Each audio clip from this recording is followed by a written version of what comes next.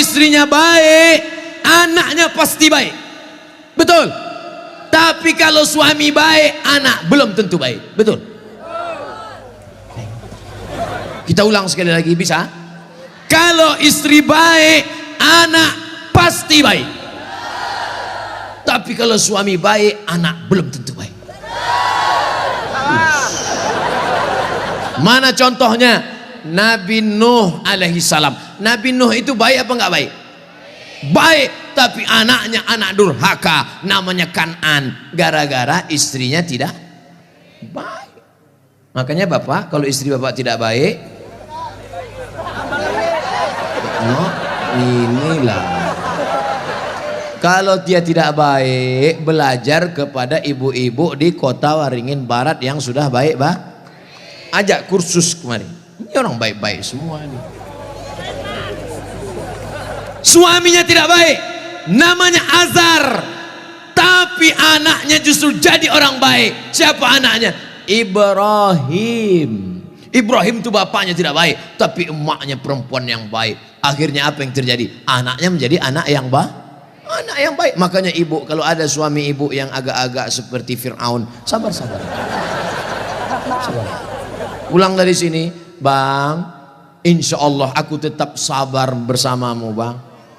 Sampai kau ditenggelamkan di Laut Merah, bang. Karena kata Ustadz Somad tadi, insya Allah anakku akan menjadi baik. Suami ibu boleh jadi tak baik, boleh jadi dia perampok, boleh jadi pecandu narkoba, boleh jadi dia sakau, tapi ibu masih ada satu harapan. Anak yang ibu kandung, anak yang ibu didik, anak yang ibu berikan akhlakul karimah, dialah yang akan menjadi pelindung penaung. Di tengah malam dia akan berdoa, Rabbighfirli wali walidayya warhamhuma kama rabbayani shaghira. Maka ibu jangan berputus asa. Kadang banyak ibu-ibu ini putus asa, pulang ke rumah suami selingkuh, mabuk, langsung pergi ke kamar mandi, minum teh botol. Minum super pel. Enggak mati. Seminggu setiap ngomong bubuih.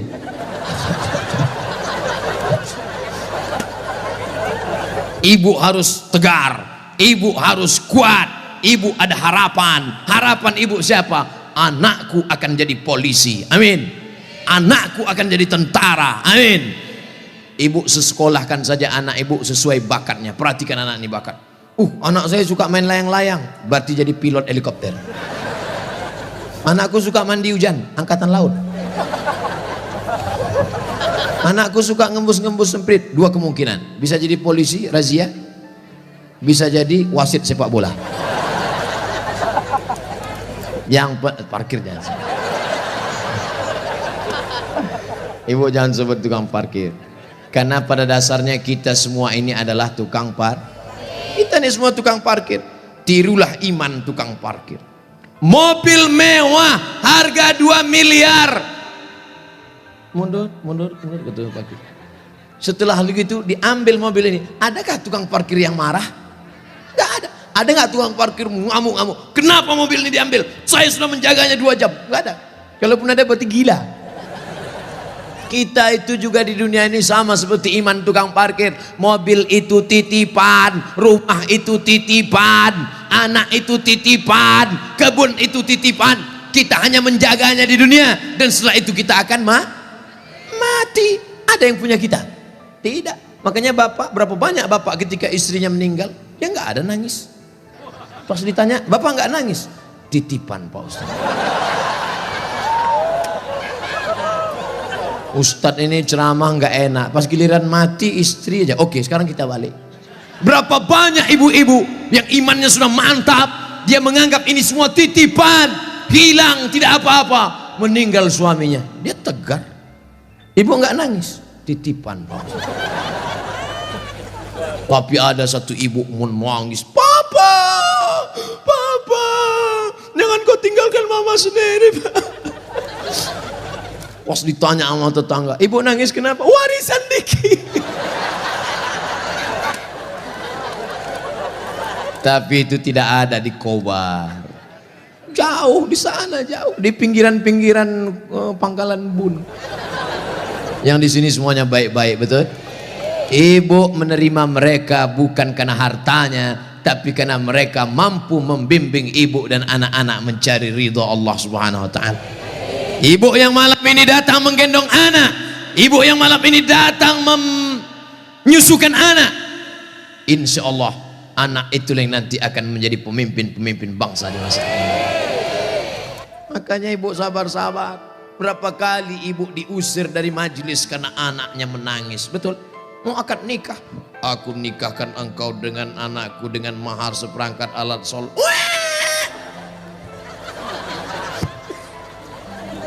Berapa kali di majelis kematian ibu diusir. Betul? Ada orang kaya meninggal, datang anaknya, mantunya, cucunya pakai baju hitam semua. Nama kelompoknya Men in Black. Sudah siap-siap mau menangis bersandiwara. 1, 2, 3. Rupanya anak ibu lebih kuat lagi nangisnya. Akhirnya tuan rumah marah, pergi pulang bawa anak. Berapa banyak ibu yang malu di depan orang banyak karena anaknya ingin naik mobil tetangga yang lebih mewah, lebih mahal.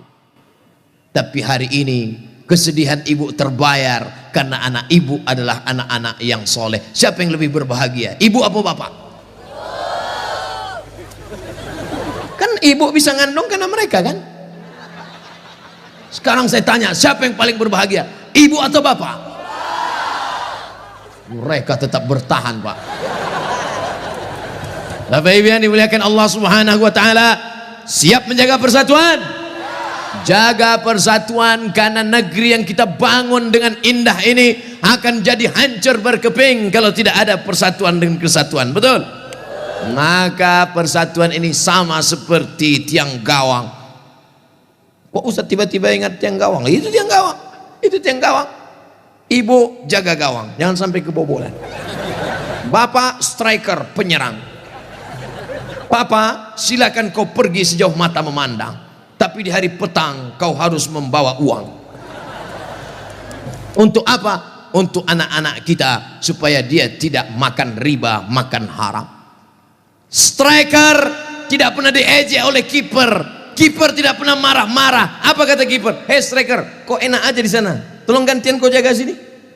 Tidak ada, karena mereka sudah siap bagi-bagi bagi tugas. Ceramah di tanah lapang, Ustadz Somad. Ceramah di stadion, Ustadz Somad. Ceramah di TV, Ustadz Somad. Ceramah di YouTube, Ustadz Somad. Tapi yang ngajar di pesantren, yang ngajar di ma'had, yang ngajar di sekolah, para habaib dan ulama, kami udah bagi-bagi tugas. Makanya Habib ulama nggak pernah ngejek. Apa itu Somad itu? Ceramahnya di lapangan aja. Apa itu Abdul Somad itu? Ceramahi ibu-ibu aja. Ustadz gatal. Kan kita udah bagi-bagi tadi. Makanya nonton jangan sepotong-sepotong. Kesana 45 menit, kesini 45 menit, belum, sebentar lagi habis. Masya Allah, tabarakallah, masih lama rupanya. Saudara yang dimuliakan Allah Subhanahu wa taala, di tempat laki-laki Abdul Somad bicara 3. Bersama, jaga persatuan kesatuan. Yang kedua, ramaikan masjid dengan sholat berjamaah. Yang ketiga, makmurkan masjid dengan belajar agama, fikih, hadis, tafsir. Siap mengamalkan yang 3? Yang perempuan, yang pertama, ibu jangan sedih, ibu jangan depresi, hadapi masa depan. Didik anak-anak menjadi anak-anak yang soleh dan solehah. Ada pondok pesantren di Kobar. Taman SD. Sebelum SD jangan sedih, kasihan. Ingusnya 12. Kalau 11 itu biasa, bengkok. Belum sampai hati. Ustadz Somad dulu pesantren. Saya masuk pesantren taman SMP, kegedean. Yang paling bagus taman SD, masuk pesantren. Siap memasukkan anak ke pesantren taman SD? Janji. Ibu ingat, ibu punya uang banyak, belikan dia gadget, belikan dia motor, belikan dia mobil. Dia kaya, dia banyak uang, dia ganteng, dia cantik, tapi dia sakau, gemetar, sakit, gak ada gunanya. Makanya benteng terakhir menjaga anak-anak kita adalah pondok pesantren. Tapi pesantren ini kadang-kadang nasib bak kerakap tumbuh di batu, hidup segan mati tak mau. Santrinya 1000, WC-nya 10. Ngantrilah santri-santri, wajahnya biru, menahan serangan. Maka ceramah saya di Palembang, Ustadz Abdul Somad, saksikan hari ini sumbangan 52 unit. 52 unit apa Kiai? WC. Mantap, bagus. Itu yang perlu. Maka yang kaya-kaya datang besok pondok pesantren. Nggak ada gunanya pengajian banyak-banyak. Mubazir, innal mubazirina kanu ikhwana syayatin. Orang mubazir saudara setan. Kalau ada orang kaya tidak peduli pesantren, kalau ada orang hebat, pejabat tidak peduli pendidikan agama, mubazir. Setan tidak menggoda dia lagi. Pas setan menggoda, ayo masuk neraka. Kata setan sendiri, nggak usah bro, dia saudara kita. Hai bro. Oleh sebab itu maka pertama yang ingin disampaikan Abdul Somad khusus kepada ibu-ibu, jangan pernah bersedih hati. Masa depanmu ada pada anak-anak. Tataplah mereka masa depan, tapi tentu dengan bahasa ibu. Bahasa ibu paling ngerti dengan anak. Jangan pulang dari sini anaknya dikumpul, assalamualaikum. Nggak mesti diceramah. Ibu usap kepalanya, ibu tiup-tiup. Kau akan menjadi pemimpin masa depan nak. Doa ibu luar biasa. Ibu kalau marah sama dia jangan panggil dia setan. Setan. Tuyul. Jangan panggil dia. Calon bupati kota Waringin Barat. Gitu cara manggilnya. Calon anggota DPD. Gitu. Insya Allah dia jadi nanti insya Allah. Amin. Karena ibu mulutnya luar biasa, berbisa bu. Ibu ngomong salah saja diaminkan malaikat. Maka jangan pernah bicara yang tidak baik, bicara yang baik-baik. Sampai ada seorang laki-laki di zaman Bani Israel sebelum Nabi Muhammad SAW, namanya Juraij. Siapa namanya? Juraij. Ada orang Pangkalan Bun namanya Juraij? Belum ada. Nah, ibu yang hamil-hamil nanti kasih nama anak Juraij. Hai Juraij. Kepala sekolah salah tulis George. Ibunya lewat di depan tempat ibadah Juraij. Apa kata ibunya? Ya Juraij. Juraij merasa Tuhan lebih mulia. Aku tidak perlu menyambut panggilan anak. Aku tidak perlu menyambut panggilan ibuku. Dipanggil kedua kali. Ya Juraij. Juraij mengatakan Tuhan lebih mulia. Ngapain aku menyambut ibuku? Panggilan yang ketiga. Ya Juraij. Anaknya tidak menyambut juga. Akhirnya tercetus dari mulut ibunya. Apa kata ibunya? Allahumma la tumithu hatta turihi wujuhal mumisat. Jangan matikan Juraij sebelum matanya melihat wanita tuna susila. Mohon maaf, perempuan tidak baik, PSK, WTS, entah apa lagi namanya. Dikabulkan Allah. Tidak lama setelah itu ternyata ada seorang perempuan pengembala kambing. Hamil bukan kenyang. Hamil, ditangkap, ditanya, hei perempuan, siapa suamimu? Siapa yang menghamilimu?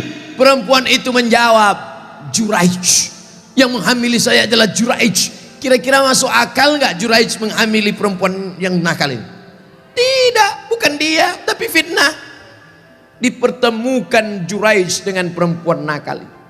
Rupanya Allah hanya ingin mengabulkan doa si ibu. Kata si ibu, jangan matikan Juraij sebelum matanya melihat wanita tuna. Akhirnya matanya memang betul-betul melihat wanita tuna susila. Melihat, padahal tidak mungkin ahli ibadah ketemu dengan wanita tuna susila. Kalau Satpol PP ketemu wanita susila memang bisa. Razia maksudnya. Mohon maaf Pak Satpol PP. Ini Juraij, orang soleh. Akhirnya ketemu, mengaku, siapa yang menghamilmu? Ini Juraij. Ditangkap Juraij, difitnah Juraij. Ternyata kau jahat Juraij. Kerjamu ibadah, rupanya pekerjaanmu di balik ini semua menodai pengembala kambing. Dihancurkan tempat ibadahnya, hancur berkeping. Kata Juraij, jangan bunuh aku sebelum anak ini lahir. Setelah anak itu lahir, ditusuk Juraij pakai pusar, pakai telunjuknya, tusuk. Juraij bertanya kepada anak yang baru lahir itu, "Who is your father?" Itu bahasa Pangkalan Bun. "Siapa bapakmu?" Anak itu menjawab, "Ra'il ghanam, koboi. Bapak saya adalah pengembala kambing." Akhirnya mereka cium kaki Juraij, mereka bangunkan tempat ibadah Juraij dari emas. Juraij tersenyum. Ini skenario Allah hanya ingin menunjukkan betapa makbulnya doa seorang. Kira-kira ibu bisa nggak menceritakan itu ke anak cucu ibu nanti? Nggak usah dihafal, hidupkan aja MP3-nya. Cari nanti Abdul Somad Pangkalan Bun, Abdul Somad Official, subscribe, like, and share. Anakku, kau jangan melawan ibu nak, karena kalau ku katakan kau jadi katak, kau langsung jadi hantu. Nih ceramah Ustadz Somad tadi malam, dengar baik-baik. Gimana? Iya mah. Itu, insya Allah ibu anaknya semua baik-baik ya. Yang lalu-lalu apa boleh buat tai kambing bulat-bulat. Nasi sudah jadi tai ayam. Nasi tidak bisa kita rubah lagi, Bu. Tapi yang akan datang kita perbaiki. Cucu-cucu yang sudah lahir, sudah besar, nggak bisa lagi. Tapi ibu punya anak perempuan, kasih tahu sama anak perempuan ibu, kamu kalau hamil banyak-banyak baca sholawat. Kalau hamil kata kiai, kata Habib, banyak-banyak baca surat Yusuf nak. Tapi dia salah sangka, disangkanya kalau baca surat Yusuf anaknya ganteng macam Nabi Yusuf. Pas lahir hitam pesek pendek. Wah kiai, Habib, kenapa anak saya begini? Kiai sama Habib nggak marah, mereka nggak pernah marah. Kenapa anak saya begini? Saya sudah baca surat Yusuf. Kenapa anak saya nggak ganteng seperti Nabi Yusuf? Sama suami ente mana? Ini suami saya, sama kan?